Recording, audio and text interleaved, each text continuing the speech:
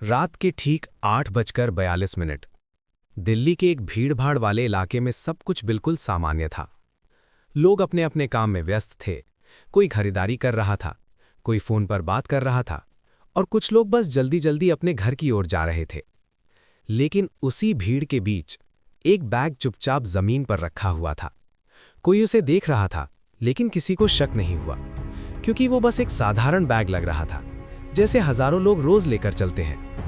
लेकिन उस बैग के अंदर एक ऐसी चीज छुपी थी जो कुछ ही मिनटों में पूरे इलाके को तबाह कर सकती थी। और सबसे हैरान करने वाली बात यह थी कि किसी को इसका अंदाजा तक नहीं था। लेकिन उस रात कुछ ऐसा हुआ जिसने इस पूरी साजिश को आखिरी पल में नाकाम कर दिया।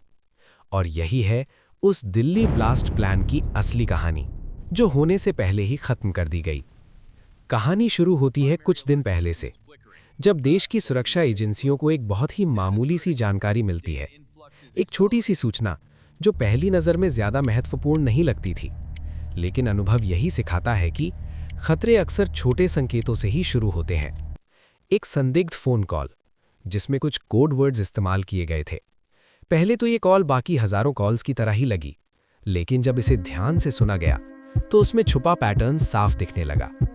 कुछ शब्द बार बार दोहराए जा रहे थे, कुछ जगहों का जिक्र हो रहा था और समय का संकेत भी दिया जा रहा था। यहीं से एजेंसियों का ध्यान इस ओर गया। जांच शुरू हुई और धीरे धीरे एक नेटवर्क का पता चलने लगा। ये कोई साधारण समूह नहीं था, बल्कि एक संगठित नेटवर्क था जो लंबे समय से एक बड़े हमले की तैयारी कर रहा था। उनका प्लान साफ था, भीड़ भाड़ वाले इलाके को निशाना बनाना, ताकि ज्यादा से ज्यादा नुकसान हो सके और पूरे देश में डर का माहौल फैल जाए। लेकिन असली चुनौती थी उन्हें पहचानना, क्योंकि ये लोग किसी फिल्मी विलन की तरह नहीं दिखते थे, बल्कि आम लोगों की तरह ही थे। कोई दुकानदार बनकर बैठा था, कोई डिलीवरी बॉय के रूप में घूम रहा था और कोई बस एक आम यात्री की तरह भीड़ में शामिल था। यही उनकी सबसे बड़ी ताकत थी। लेकिन दूसरी तरफ देश की सुरक्षा एजेंसियां भी पूरी तरह सतर्क थीं। हर संदिग्ध गतिविधि पर नजर रखी जा रही थी। फोन कॉल्स ट्रैक किए जा रहे थे, लोकेशन डेटा का विश्लेषण किया जा रहा था और धीरे धीरे इस पूरे नेटवर्क की परतें खुलने लगी। एक के बाद एक सुराग मिलते गए और आखिरकार एक नाम सामने आया। एक ऐसा व्यक्ति जो इस पूरे ऑपरेशन का अहम हिस्सा था। उसकी हर गतिविधि पर नजर रखी जाने लगी। वो कहाँ जाता है, किससे मिलता है, किससे बात करता है, सब कुछ रिकॉर्ड किया जा रहा था। लेकिन वो भी बहुत चालाक था। वो अपनी लोकेशन बदलता रहता था, फोन बार बार बदलता था और कभी भी एक ही जगह ज्यादा देर नहीं रुकता था। ऐसा लग रहा था जैसे वो हर पल निगरानी से बचने की कोशिश कर रहा हो। लेकिन धीरे धीरे उसकी एक आदत सामने आई। वो हर शाम एक खास इलाके में जाता था। पहले तो ये एक संयोग लगा, लेकिन जब इसे कई दिनों तक देखा गया तो ये एक पैटर्न बन गया और यही पैटर्न पूरे केस का सबसे बड़ा सुराग बन गया। उस दिन जब सब कुछ होने वाला था, एजेंसियों को पहले से अंदेशा था कि कुछ बड़ा होने वाला है। पूरे इलाके को चुपचाप निगरानी में रखा गया। सादी वर्दी में अधिकारी तैनात थे, सीसीटीवी फुटेज पर नजर रखी जा रही थी और हर गतिविधि को बारीकी से देखा जा रहा था। फिर वो व्यक्ति वहां पहुंचता है। उसके हाथ में एक बैग होता है। वो धीरे धीरे चलता है, चारों तरफ नजर डालता है और एक जगह पर रुक जाता है। कुछ सेकंड और वो बैग जमीन पर रख देता है। फिर बिना पीछे देखे वहां से निकल जाता है। यहीं से समय के खिलाफ दौड़ शुरू होती है, क्योंकि अब ये साफ हो चुका था कि वो बैग ही खतरा है। लेकिन सबसे बड़ा सवाल था, क्या वो वास्तव में विस्फोटक है? और अगर है तो उसे कैसे निष्क्रिय किया जाए? क्योंकि आसपास सैकड़ों लोग मौजूद थे। एक छोटी सी गलती और सब कुछ खत्म हो सकता था।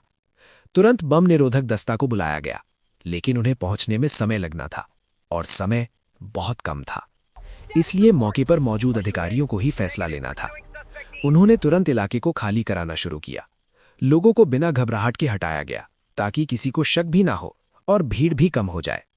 उसी बीच एक अधिकारी धीरे धीरे उस बैग की ओर बढ़ता है। हर कदम सोच समझ कर रखा जा रहा था। उसके दिमाग में सिर्फ एक ही बात थी, अगर ये विस्फोटक है तो एक गलत हरकत और सब कुछ खत्म। वो बैग के पास पहुंचता है, कुछ सेकंड के लिए रुकता है और फिर धीरे धीरे उसे खोलने की कोशिश करता है। उसका दिल तेज धड़क रहा था। आसपास खड़े लोग सांस रोककर देख रहे थे और तभी बैग के अंदर जो दिखता है वो सबको हिला देता है। उसमें एक इम्प्रोवाइज्ड एक्सप्लोसिव डिवाइस था जिसे इस तरह डिजाइन किया गया था कि वो तय समय पर विस्फोट कर सके और टाइमर तेजी से खत्म हो रहा था। अब समय नहीं था, या तो उसे वहीं निष्क्रिय करना था या फिर परिणाम की कल्पना भी नहीं की जा सकती थी। अधिकारी ने अपनी ट्रेनिंग को याद किया और पूरे ध्यान से काम शुरू किया। एक एक तार को पहचानना, सही कनेक्शन समझना और बिना गलती किए उसे काटना, ये सब कुछ सेकंड में करना था। और फिर एक सही निर्णय, एक सटीक कट और टाइमर रुक जाता है। खतरा टल चुका था। पूरे इलाके में राहत की सांस ली जाती है। लेकिन कहानी यहीं खत्म नहीं होती, क्योंकि ये सिर्फ एक बैग नहीं था, बल्कि एक पूरे नेटवर्क का हिस्सा था, जिसका मकसद सिर्फ एक धमाका नहीं बल्कि कई जगहों पर एक साथ हमला करना था। जांच आगे बढ़ी और एक के बाद एक गिरफ्तारियां हुई। पूरे नेटवर्क को खत्म कर दिया गया। लेकिन सबसे हैरान करने वाली बात यह थी कि ये सब कुछ आखिरी पल में हुआ। अगर कुछ मिनट की भी देरी होती तो शायद आज कहानी कुछ और होती। और यही सच्चाई है कि कई बार हम खतरे को देख भी नहीं पाते, क्योंकि वो हमारे सामने ही छुपा होता है। लेकिन कुछ लोग होते हैं जो हर खतरे को समय रहते पहचान लेते हैं और बिना किसी शोर के उसे खत्म कर देते हैं। आज भी जब आप अपने घर में सुरक्षित बैठे हैं, कहीं ना कहीं कोई ना कोई आपकी सुरक्षा के लिए काम कर रहा है। शायद आपको कभी पता ना चले, लेकिन उनकी वजह से ही हमारी जिंदगी सामान्य चलती रहती है। और यही इस कहानी का सबसे बड़ा सच है कि कुछ जीतें हमेशा खामोशी में ही हासिल होती हैं।